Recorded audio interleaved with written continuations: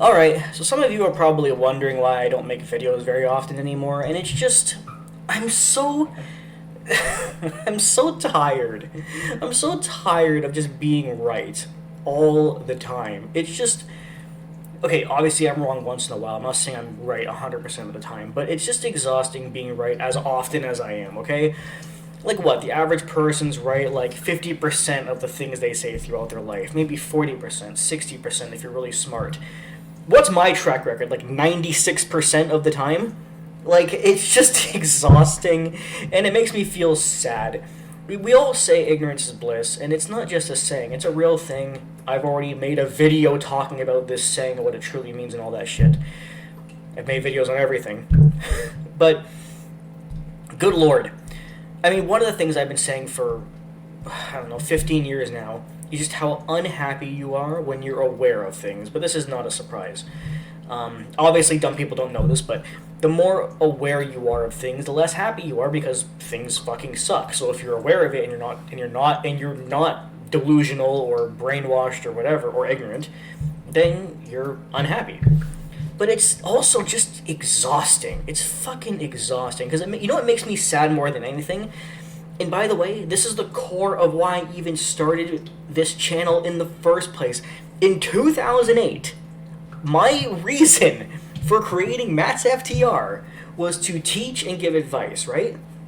But the other reason, I've said this many times, was because I didn't want people to learn everything on their own. You know what I mean? Because when you learn things on your own, you make mistakes as you learn things.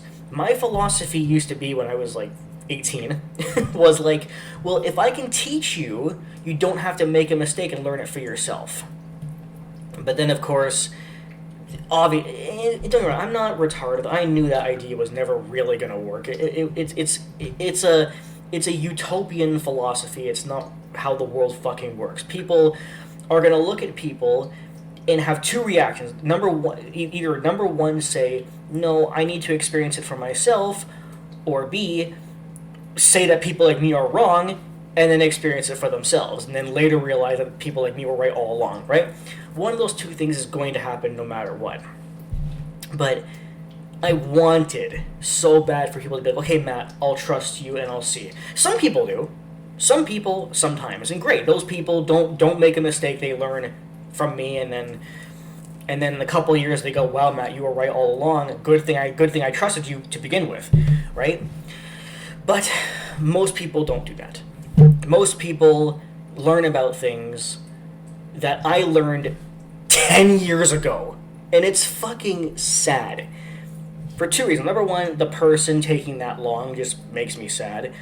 But then also the state of the world as a whole. It's like, really? I've been talking about that for over a decade.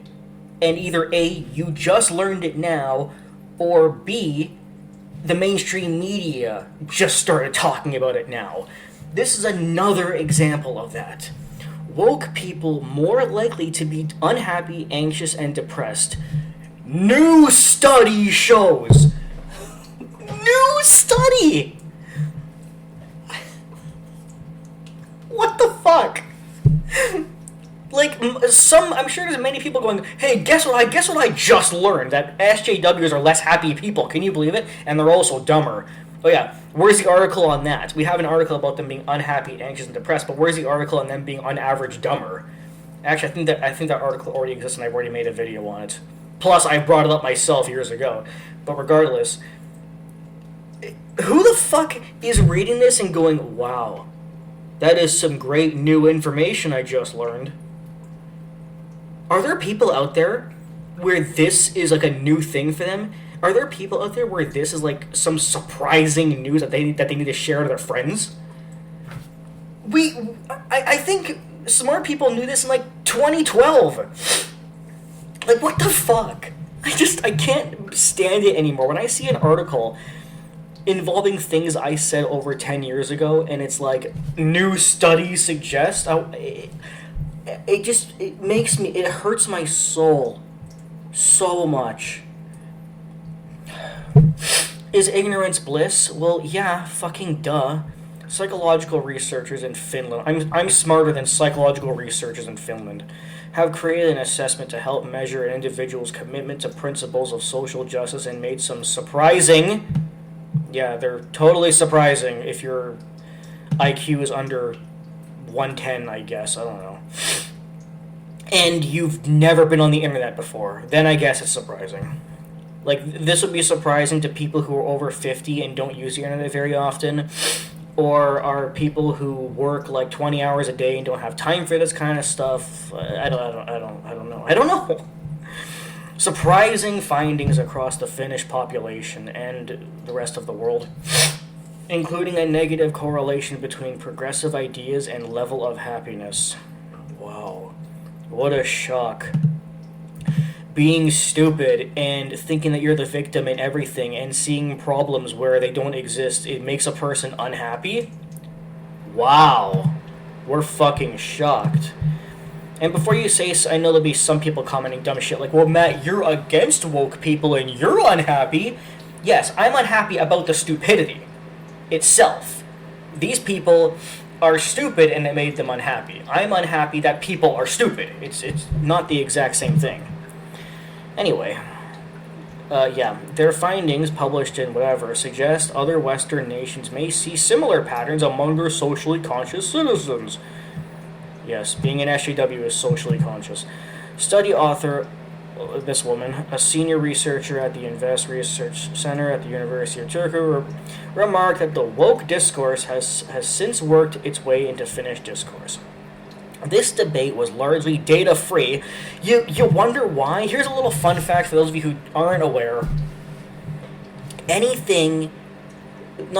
Most things that are factual that SJWs are against, such as like the real crime stats, such as real trans stats, you'll notice that those things go largely data-free. It's because they deliberately avoid studying those things to not upset the narrative, the mainstream media, modern day like school system, modern day Hollywood, modern day corruption as a whole.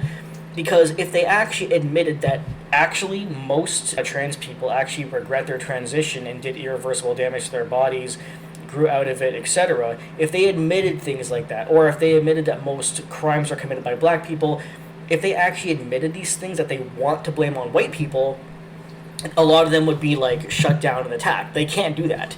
So that's why a lot of facts go data free, because they deliberately avoid studying them to avoid showing the truth.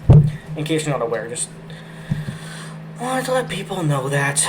Anyway, it's largely data free, and it could thus be considered a worthwhile question to study how prevalent these attitudes are. He continued. No reliable and valid instrument... Sorry, I had to check something. Valid instrument existed prior to the study to assess the extent and prevalence of these attitudes in different populations, so I set out to develop one. Their research trajectory included extensive reading on intersectional feminism, what a shock, CRT, what a shock, queer theory, what a shock, and other relevant academic disciplines that inform critical social justice. The pilot survey included 851 adults, most of whom were associated with the University of Turku.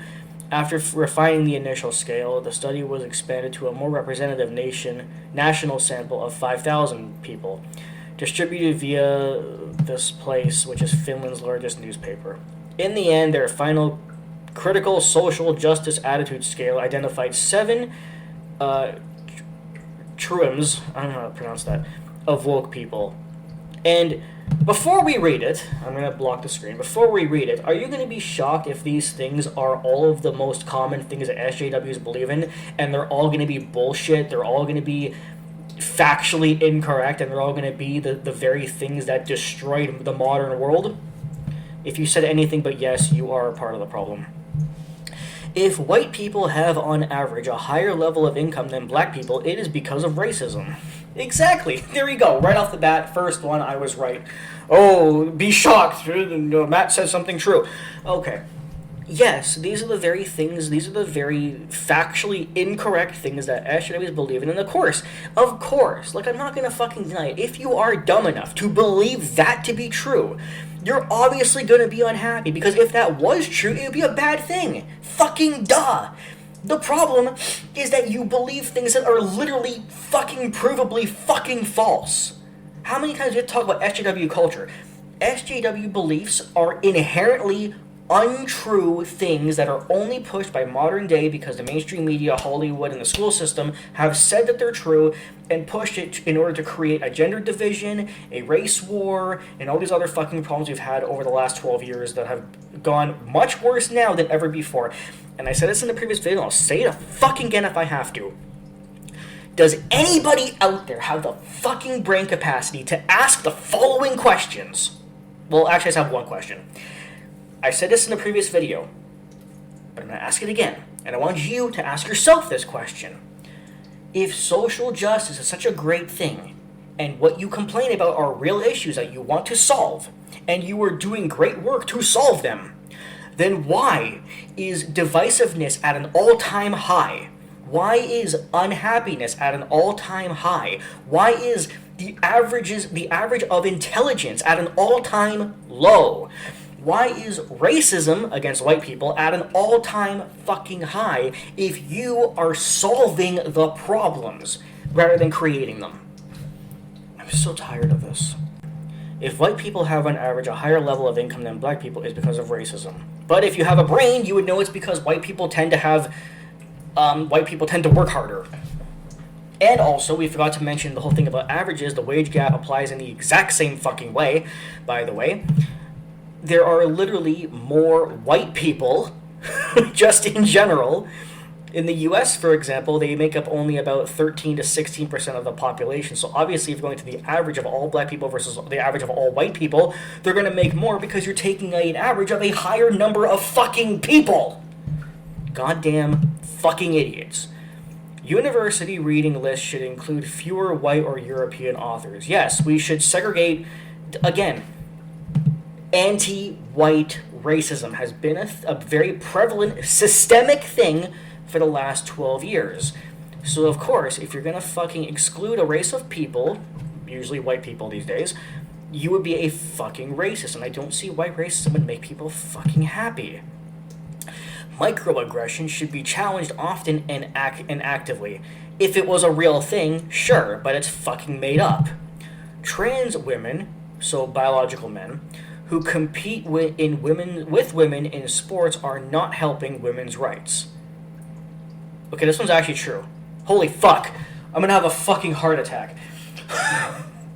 So, biological men who compete with women in sports are not helping women's rights. They're not. We've been over the sports debate. Okay, I'm sorry, I'm having like a fucking aneurysm. Yes. Fuck me. Okay. Yeah.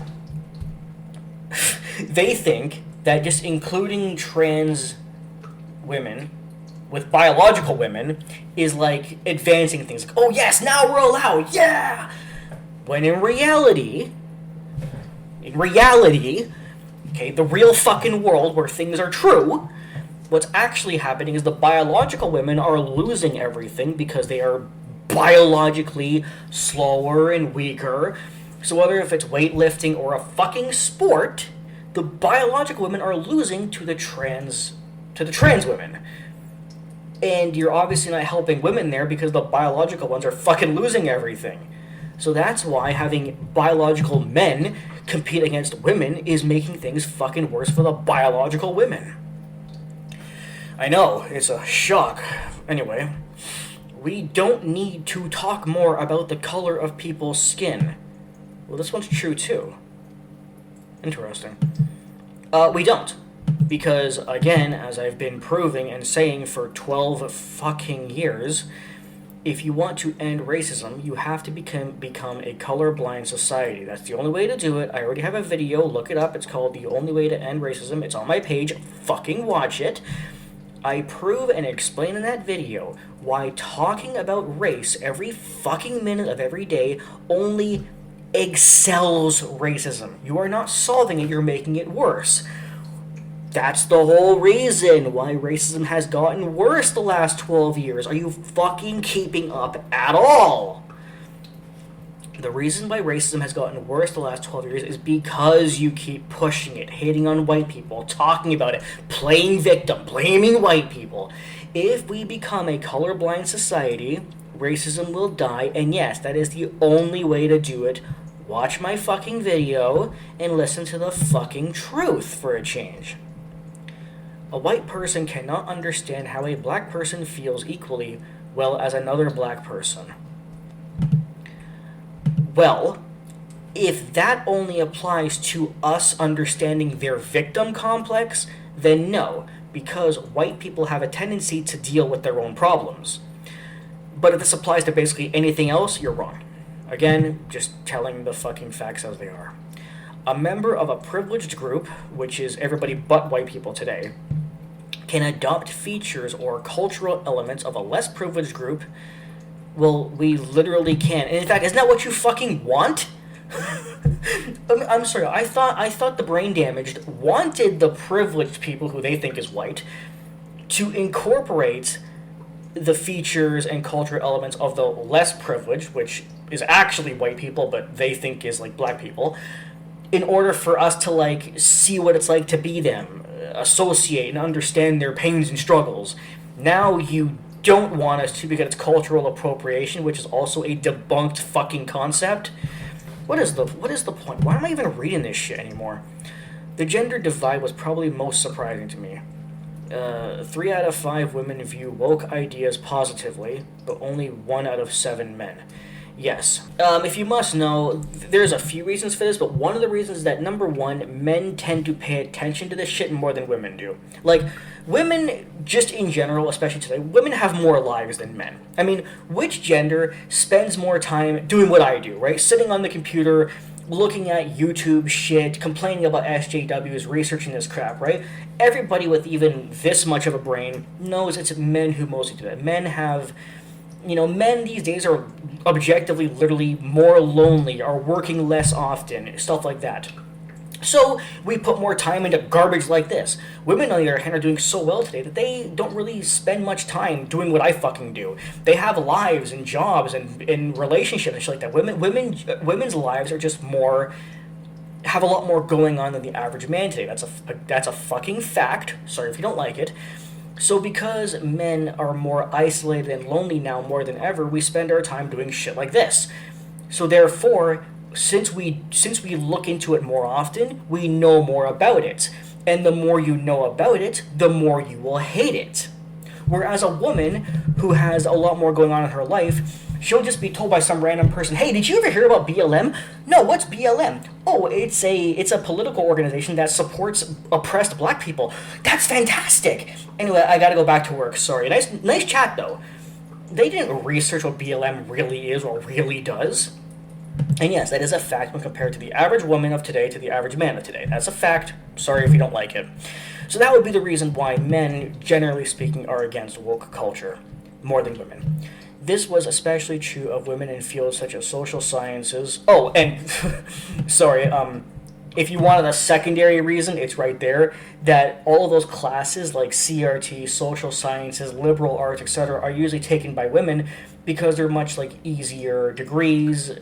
Women love taking that shit for some reason because they don't want to put in the effort of working in like trades or something like that because, they're oppressed and they're oppressed, so they have to work less and get more, so they take like easier jobs and shit, easier degrees. By contrast, participants who worked in STEM were more likely to critique social justice efforts associated with being woke. Interesting, because it's funny, because the STEM field was actually a literal field they wanted to get more women in. I guess that was never accomplished, proving that it's mostly men, and that's why it associated this way. What a shock. However, the most concerning finding was a relationship between mental health and agreement with the scale. Well, duh. SJWs are mentally ill? Well, I'm winded. I need some fucking water.